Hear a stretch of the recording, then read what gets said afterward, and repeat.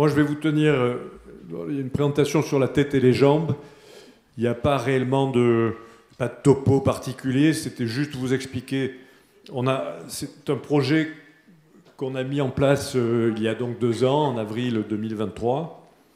L'idée, c'était d'avoir un espace où les patients et les patientes puissent se réunir et avoir cette possibilité de ressources avec des prises en charge qui peuvent les améliorer dans toutes les sphères qui les constituent les individus, émotionnels, sociales, psychiques, sexuelles, sensuelles, culturelles, et qu'on puisse être accompagné durant le traitement d'une maladie comme le cancer de façon aussi un peu humaine. C'est un centre ressources qu'on a voulu en dehors des établissements de santé. Donc on n'a pas l'impression d'aller dans un établissement de santé, une clinique ou un hôpital. C'est un espace qui est designé comme un appartement qui est en cours, qui n'arrête pas de bouger, d'évoluer. On essaie de le décorer avec des art thérapeutes. Il y a des peintures qui sont en cours. On a eu la chance effectivement d'avoir des magasins de décoration qui nous ont fait des dons, qui nous ont permis de... Et donc c'est un espace où on vient se ressourcer, qui est un espace aussi dans les soins. Les soins de support étaient souvent initialement organisés autour de la femme. Et là, c'est une plateforme qu'on a voulu dégenrer. Donc il y a des hommes et des femmes qui viennent... C'était beaucoup de cancer du sein au départ, et on voulait absolument ouvrir, en plus du cancer du sein, la possibilité de ces soins de ressources aux hommes, quelle que soit leur pathologie, et aux femmes, quelle que soit leur pathologie. Et donc c'est un très bel espace où de nombreux intervenants sont présents et donnent de leur temps bénévolement, ce qui est vraiment remarquable.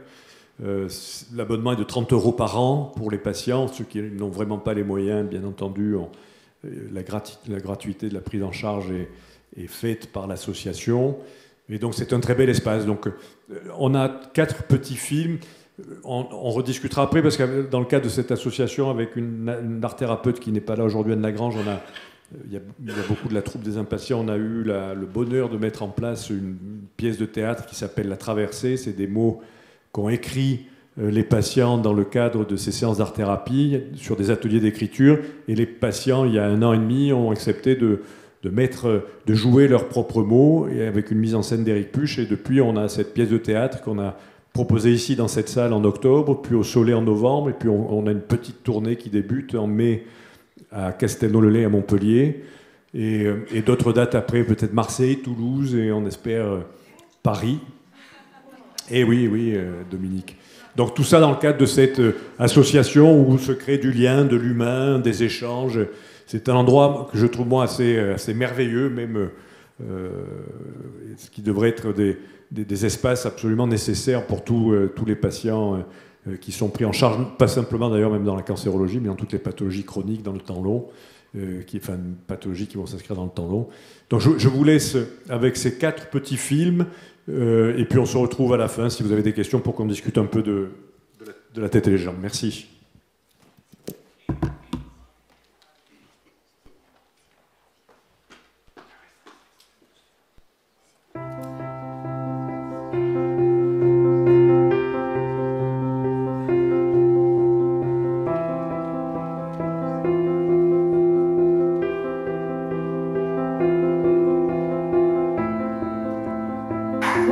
Bienvenue dans votre maison bien-être, la tête et les jambes.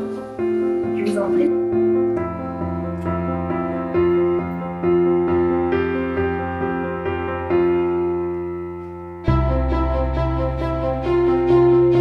Voilà, ça c'est un atelier. Bonjour, je suis le docteur Ellis, je suis oncologue radiothérapeute à Perpignan, président de l'Institut de communication et d'information sur le cancer. Et nous avons fondé, via notre institution, cette maison La Tête et les Jambes, une maison de bien-être qui est destinée aux patients qui souffrent d'une pathologie tumorale.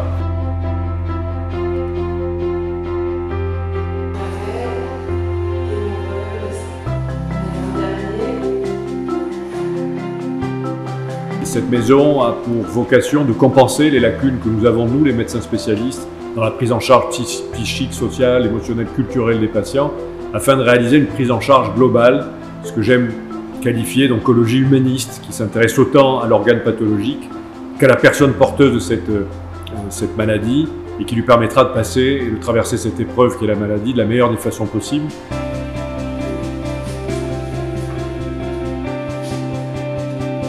Je suis venu au centre il y a à peu près un mois. L'accueil est très bien, la secrétaire très souriante. J'ai fait également de la réflexologie. Puis après, j'ai vu les diététiciennes, la naturopathe également. Et je me suis inscrit à l'hypnose. Je pense que ça me calmera. Cette maison La Tête et les Jambes est ouverte à tous les patients, de la prise en charge jusqu'à 18 mois après la fin des traitements. L'abonnement est de 30 € par mois et donne accès, de 30 € par an, pardon, et donne accès à de nombreux soins de socio-esthétique, de yoga, d'éducation physique adaptée, de psychologie, de psychologue, bien entendu d'assistante sociale, de massages faciaux japonais, de réflexologie plantaire, de naturopathie, des nutritionnistes. Bonjour, je suis Anne Lagrange, art thérapeute. Ce qui compte avec les patients, c'est 2 heures, 2 heures et demie à la fois de détente, de rencontre entre eux et de création. Donc en fin de séance, j'ai souvent des retours de patients qui me disent ou qui se disent entre eux oh, c'était un moment où je n'ai plus pensé à rien du tout, j'ai complètement déconnecté. C'est vraiment ce qui me touche le plus, c'est aller chercher l'enfant qui est en nous et qui a encore envie de créer. Et je crois qu'on arrive à le toucher et c'est vraiment c'est jubilatoire. Je me présente, je suis Marine. Je suis psychologue clinicienne. Donc, les problématiques qu'on rencontre ici auprès des patients de la tête et les jambes sont vraiment liées à la maladie, à leurs problématiques de vie quotidienne avec le cancer. Souvent, on a travaillé l'annonce de la maladie, mais aussi l'accompagnement quotidien. C'est assez valorisant aussi, je pense, de faire ces rendez-vous, on voit les résultats assez rapidement. Mon oncologue Bénédicte Comé m'a recommandé cette association qui est vraiment fantastique au niveau de l'accompagnement, de l'échange, des différents ateliers qui nous sont proposés, culturels, manuels également, et puis au niveau psychologie, relaxation. Ça apporte beaucoup de bienfaits, je le recommande pleinement à toutes les personnes qui sont dans mon état. Voilà. Je vous encourage donc à rencontrer les personnes qui animent notre maison La Tête et les Jambes et à tous les patients dans le département des Pyrénées-Orientales qui le souhaitent de venir nous rencontrer. Et nous avons pour intérêt de développer cette maison La Tête et les Jambes et la franchiser dans différentes villes en France pour que le maillage de ces maisons bien-être, La Tête et les Jambes, puisse être accessible à l'ensemble des patients porteurs de cette pathologie sur le territoire national. Voilà, si on peut faire une petite pause. On va faire ça de manière la plus esthétique. Est-ce qu'on peut faire une petite pause? Mais tout. Voilà, donc ça c'était la présentation de La Tête et les Jambes. Là, c'est pour faire une petite transition entre les différents films que vous allez voir. Là, c'est encore une très belle expérience humaine de patiente. C'était en 2019, il y a 5 ou 6 ans maintenant, des patientes qui étaient essentiellement atteintes de cancer du sein. Et on a décidé avec Philippe Marquez, qui était ici présent, qui filme la journée, qui est photographe sous-marin. J'ai proposé à des patientes, et Philippe m'a donné son accord pour les photographier, d'être prises en charge dans une démarche artistique par des photographies sous-marines. C'était donc des femmes essentiellement atteintes de cancer du sein. Il y avait 10 patientes, il y en avait 8 qui voulaient se faire reconstruire. Et après cette affaire artistique de photographie sous-marine, la majorité des patientes ont eu l'estime de leur corps suffisamment améliorée, augmentée, pour ne pas avoir à bénéficier de chirurgie reconstructrice ou réparatrice, puisque sur les 8 qui souhaitaient se faire reconstruire, une seule l'a fait, les 7 autres ont accepté les modifications corporelles et les ont assimilées.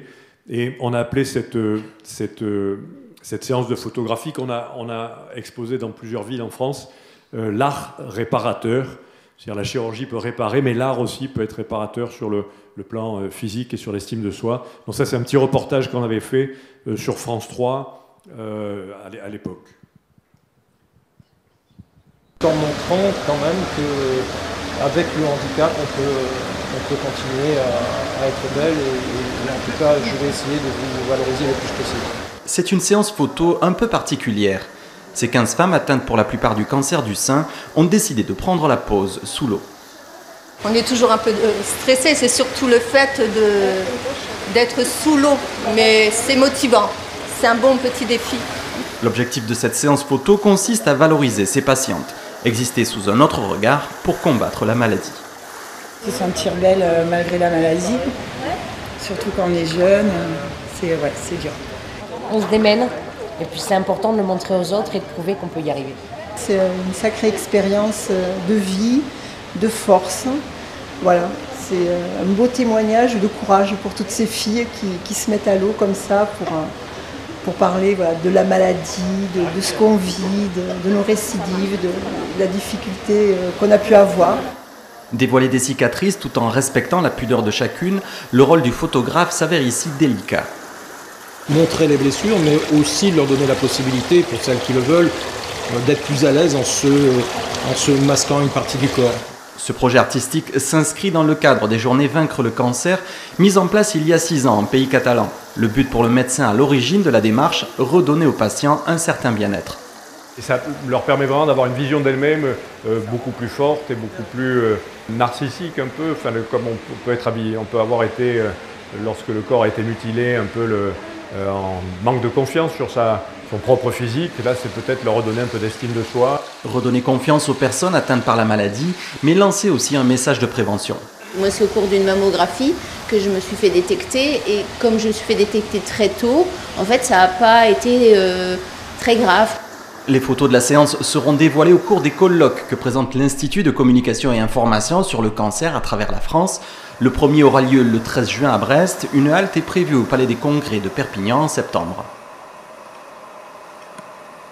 Voilà pour ce deuxième film. Donc ça, c'est une très belle expérience. Des photographies sont accrochées dans le hall, juste à la sortie, si vous voulez voir le résultat final. Là, ça c'était les vœux de fin d'année, c'est ça?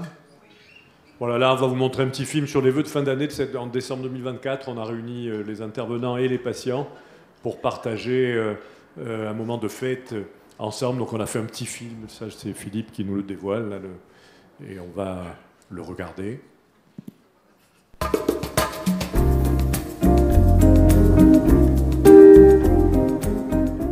Nathalie, viens ici avec Déborah.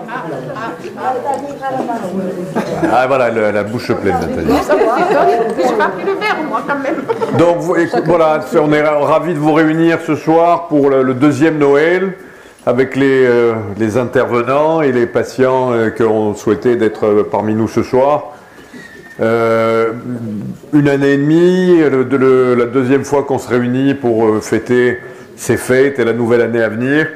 Encore une fois, remercier tous les intervenants de leur implication, de leur gentillesse, du temps qu'ils donnent de façon bénévole pour l'ensemble des patients. Donc je les remercie chaleureusement.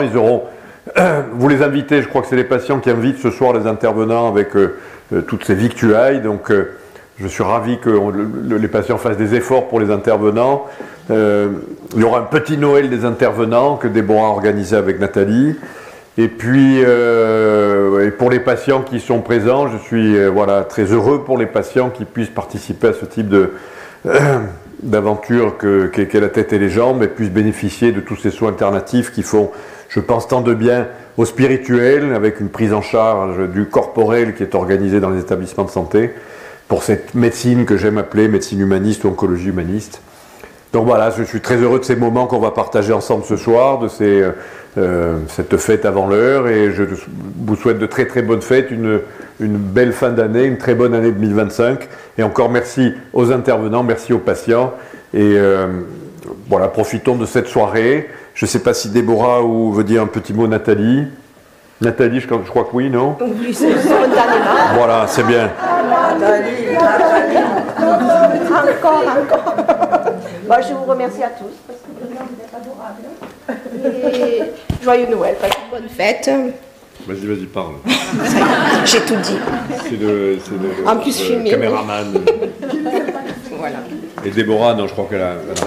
Non, ben moi aussi, je remercie tous les intervenants. Merci pour votre générosité, pour les patients, pour votre bonne humeur au quotidien. Et puis merci à Nathalie aussi, parce qu'elle fait l'accueil tous les jours des patients. Et c'est vrai que ça se passe toujours hyper bien. Et que, donc, je suis assez contente de ça. Et puis, voilà, de cette aventure humaine de façon générale. Et puis un dernier mot, parce que 2024 quand même a vu la genèse et la création de la traversée. Je crois que vous en avez tous entendu parler. Il y a les acteurs, les auteurs, les metteurs en scène. Donc j'espère qu'on va continuer cette aventure. Il n'y a pas de raison. On est pour parler pour l'archipel et d'autres lieux, d'autres espaces en France. Et puis j'espère surtout que la Tête et les Jambes va avoir de nouvelles créations s'opérer dans le courant de l'année 2025 avec de nouveaux projets à faire entre vous, entre nous et à développer pour qu'il y ait vraiment de la création au sein de cet espace. Et enfin, je vous souhaite à nouveau une bonne soirée. Profitez bien, amusez-vous bien et de belles fêtes de fin d'année. Voilà. Bon, voilà, c'était un peu long. Et voilà, donc j'en profite parce que je n'ai pas remercié Déborah qui n'a pas pu rester cet après-midi, mais qui coordonne la Tête et les Jambes, qui est la coordinatrice aussi de l'Institut de communication et d'information sur le cancer. L'Institut de communication et d'information sur le cancer, c'est cet institut qui pilote à la fois les printemps de la cancérologie qu'on organise dans d'autres villes en France. Là, on va en avril à Cannes, en mai à Marseille, et qui coordonne aussi la Tête et les Jambes. Donc c'est la filiale mère de ces projets que sont la Tête et les Jambes et les printemps de la cancérologie. Et enfin, le dernier film, c'est pour montrer... On a eu la chance à la rentrée dernière d'avoir l'affiche de notre pièce de théâtre La Traversée, qui a été réalisée par Yann Arthus Bertrand. Donc c'était vous montrer, je crois que c'est les coulisses du shooting. Et voilà, donc c'est une chance. Vous verrez, je ne sais pas si vous avez vu cette affiche, sûrement certains d'entre vous. C'est une très belle affiche. Et là, il y a les coulisses du shooting avec Yann Arthus Bertrand. Et puis après, je reviendrai pour discuter, si vous le souhaitez, plus en avant de la Tête et les Jambes. Oui, bien sûr. Je vais laisser le morceau de bois pour la pièce.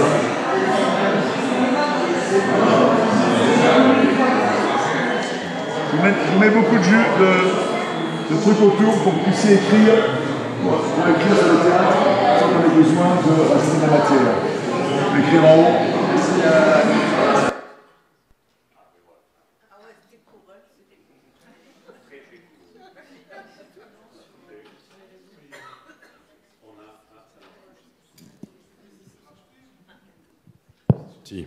Oui, c'était très très court. Voilà, c'était pourtant un joli shooting. On a réussi à échanger avec Yann Arthus Bertrand, qui est quand même un photographe reconnu et qui trouvait notre projet incroyablement innovant. Et donc on était très heureux et satisfaits d'avoir pu collaborer avec ce photographe. Voilà ce je voulais vous dire sur cette association qu'est la Tête et les Jambes. Je ne sais pas si ça suscite des questions dans la salle. Je suis prêt à y répondre, bien entendu, si tel est le cas. Sinon... oui, alors vous avez des flyers à l'entrée où vous avez l'adresse et le numéro de téléphone. Vous pouvez appeler, vous inscrire. Il y a des visites tous les lundis. Donc c'est immédiat. Hein, si vous téléphonez dans la semaine, lundi prochain, vous pourrez bénéficier d'une visite. Et puis après, c'est à vous de décider si vous souhaitez intégrer cette affaire de tête et jambes, de la Tête et les Jambes. Donc prenez les flyers, je pense qu'il y en avait une jolie pile à l'entrée, donc je m'en assurais avant que tout le monde s'en aille. Ou Marion, peut-être pourras-tu... Il y en a. Voilà. Ah, une question. Ah, ben c'est gentil. Voilà. Non, c'est un espace incroyable. Dominique, tu veux Edith? Non? Ça, c'est 2 patientes impatientes, actrices, qui font partie de cette aventure. Voilà, Sarah Bernard. Une fois maquillée, parce qu'on l'a vu sur la photo, démaquillée. Ouais, Sarah Bernard peut-être... Recevez-vous les accompagnants? Oui, bien sûr. Bien sûr. La famille, les accompagnants, les proches sont accueillis, reçus et peuvent intégrer les ateliers. Oui, bien sûr. Pour ça, on pense aussi... mais les accompagnants, c'est un commentaire juste, sont bien entendu accueillis dans l'espace La Tête et les Jambes. Oui. 2 choses. D'abord, félicitations pour votre implication. J'ai vu la pièce de nos héros, qui était absolument magnifique. Et vous Ah oui, c'est incroyable. Mais de quel émolument disposez-vous pour pouvoir faire fonctionner tout ça? Est-ce que vous n'êtes pas en ce moment en panique avec tout ce qui se passe? Absolument. Alors, je ne l'ai pas cité, on a essentiellement un monosponsor, c'est une fondation, la fondation Michel Sébriand, dont le président Grégory Sébriand soutient de façon massive notre association. C'est grâce à cette fondation qu'on arrive à tenir financièrement. On a quelques fonds d'investissement régionaux qui sont extrêmement compliqués à gratter et avec une paperasse administrative absolument massive, mais on essaie d'obtenir ces fonds d'investissement régionaux. Et effectivement, on a la chance pour l'instant d'avoir une fondation suffisamment forte et puissante pour... qui est en défense de notre projet pour, je pense, s'inscrire dans le temps long. Mais c'est extrêmement compliqué. Et je le dis souvent, les soins de support, ces centres ressources, plutôt que de rembourser des antidépresseurs de façon systématique, des anxiolytiques, on devrait plutôt rembourser et aider les médecins et les soignants à développer ce type de structure et de prise en charge, plutôt que de rembourser de la médication systématique, parce que je pense que c'est quelque chose d'absolument nécessaire et utile. Et j'espère un jour, on se bat avec certains, que les tutelles accepteront de financer ce genre d'aventure et d'espace mis en place pour les patients, avec un remboursement aussi on n'a pas la chance pour l'instant, mais on est en train d'y travailler, d'avoir le remboursement des transports. Donc c'est vrai qu'il y a cette difficulté-là aussi. Mais oui, c'est pas facile. C'est pas facile. Nous, on a la chance d'avoir cette fondation en soutien, un soutien vraiment total, donc, et suffisamment forte pour que l'on soit pérenne dans le temps long. Mais c'est pas le cas de toutes les associations et c'est extrêmement dur de trouver des fonds. Juste commentaire également. Voilà, écoutez, merci beaucoup de votre écoute. Et nous allons passer à la dernière communication.